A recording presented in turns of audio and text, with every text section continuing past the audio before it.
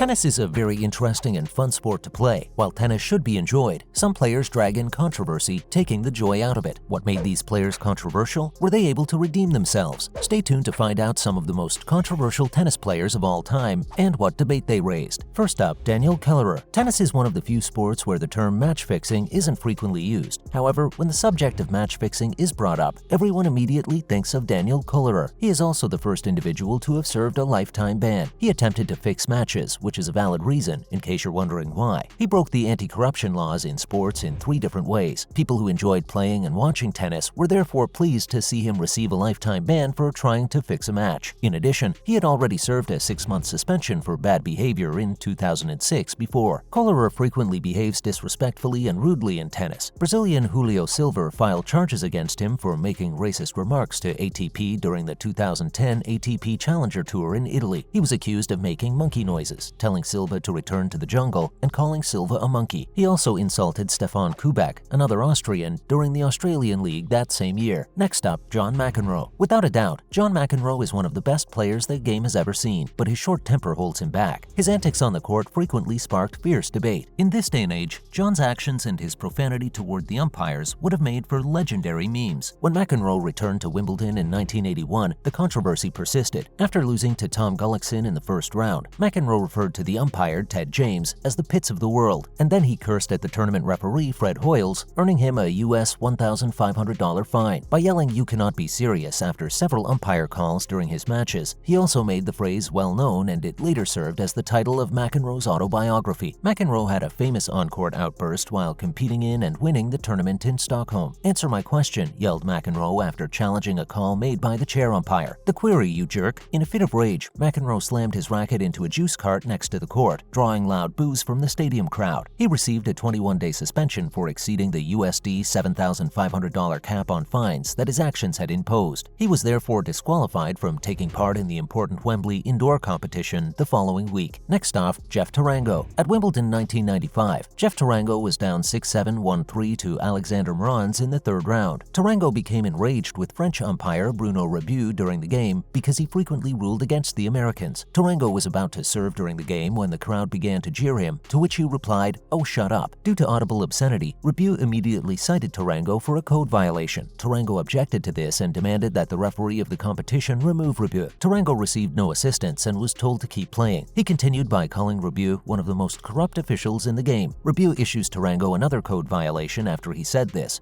time for unsportsmanlike behavior. Tarango gathered his rackets and stormed off the court in a rage. Wimbledon would forbid Tarango to participate ever again. Tarango's wife then repeatedly slapped the umpire, which only made matters worse. Next up, Bernard Tomic, a young talent who squandered all of their chances due to a lack of zeal or arrogance. Sadly, Bernard Tomic has been in the news for all the wrong reasons, despite being expected to make waves in Australian tennis. In 2012, Tomic was issued 3 fines in 1 day by the Gold Coast police. He fled the police later that day and barricaded himself in his home. Tomic entered a guilty plea in court in November 2012 for failing to stop for police in his orange BMW M3 and was given an AUD $750 fine, as well as a 12-month good behavior bond. Tomic claimed that a policeman had attempted to strike him. He was also found responsible for 3 additional traffic infractions that occurred in January and was given a further AUD $1,000 fine. Tomic was detained in Miami in July 2015 and accused of trespassing and resisting arrest. The more serious charge against Tomic was, however, tanking. The act of intentionally fielding a non-competitive team in order to take advantage of league regulations that favor losing teams is known as tanking. He is the favorite son of controversy due to his numerous altercations with spectators and authorities. Next up, Martina Hingis. Martina Hingis, who was entered into the International Tennis Hall of Fame in 2013, is one of the unexpected names on the list of controversial tennis players. She is regarded as one of the best female tennis players in history. Martina attained the title of world #1 and youngest Grand Slam champion in the 1990s. Even so, Martina is no stranger to tennis controversy despite her success in the sport. Being black has assisted Serena Williams' sister, Hingis said in 2001 in one of her most well-known and controversial statements. Martina has had her fair share of controversies, which include some statements she made. Martina added that they receive sponsorships and advantages as a result of their skin tone. Hingis later remarked to Matchball magazine that competing against Serena Williams was like going up against a steamroller. Next up, Lleyton Hewitt. One of the famous athletes whose accomplishments are overshadowed by controversy and attitude is Lleyton Hewitt. In the 2001 US Open, he experienced one of his infamously rude moments. He was playing with James Blake, a black linesman linesman called him twice for a foot fault during the game. Later, he claimed that the linesman had called fault against him because of the color of his skin. In the same year, at the French Open, Hewitt referred to net judge Andre England's chair umpire as having spasms. Similar to this, he received a $1,000 fine for his unsportsmanlike behavior at Wimbledon in 2002. He lost his cool when the chair umpire called multiple foot faults during his match against Robin Haas. He smashed the racket and tapped the ball in the direction of the line judge. In the media conference, Hewitt criticized the decision of the umpire. Next off, Marat Safin. To become one of the best tennis players, a person must possess exceptional talent and a strong personality. Some of the best players in history, including Federer, Nadal, and Sampras, have always possessed this combination. Many people in his era believed that Safin would reach that lofty position because he possessed these two qualities and, like other players, struggled with anger. His temper was much worse than his talent, which held him back from tennis glory. He consequently tends to lose his cool when things do not go well. In situations where maintaining composure is the best defense, this kept working against him, turning his beautiful tennis into a string of abuse directed at the umpires and broken rackets. Outside of the courts, he was well known for his love of fast cars, the nightlife, and attractive women. Next off, Jennifer Capriati. Jennifer Capriati seemed to make news and stir up controversy with everything she did. At the age of 13, she appeared on the Sports Illustrated cover. At age 16, Jennifer defeated Steffi Graf to win a gold medal at the Olympics in 1992. She was no longer playing tennis in 1994 when she was 18 because of legal issues. According to an ESPN.com article, she received a citation for shoplifting and a marijuana possession arrest. She checked into a center for drug and alcohol treatment. It appeared that her tennis career was over. Then Capriati made an incredible comeback. She only participated in one tournament match after losing in the first round of the 1993 US Open before making a comeback in February 1996. But after that, she won 3 Grand Slam singles titles and topped the rankings in 2001, although she had more controversy heading her way. She was a member of the 2002 Federation Cup team, but was expelled after an argument with Billie Jean King. She was admitted to the hospital in 2010 after an overdose. Although it was later revealed to be an accidental overdose, it was initially reported as a suspected suicide attempt. She was accused of stalking and battery in 2013 in connection with a former boyfriend. Lastly, Suzanne Lenglen. In the 1920s, Suzanne Lenglen dominated women's tennis and never dropped a match at a Grand Slam competition. She was, however, equally well known for her contentious lifestyle. During her renowned victory over Helen Wills in 1926, she reportedly drank cognac, according to the Associated Press. In the 1921 U.S. Championships, she lost to Mola Mallory and retired after dropping the first set, marking her only Grand Slam defeat besides pre-match withdrawals. She received boos from the audience for not completing. Lenglen left the game in tears and later claimed she had a whooping cough, and as a result of the reaction from the crowd. Due to this, she never competed in the U.S. Championships again. Honesty in sport or competition is of vital importance. What might seem to be a simple game can develop our character and result in the positive development of the younger generation too, on condition that it is fair to all. Who do you think is the most controversial player? Who do you think doesn't deserve the controversies? Make sure to let us know your thoughts down below. Thanks for watching.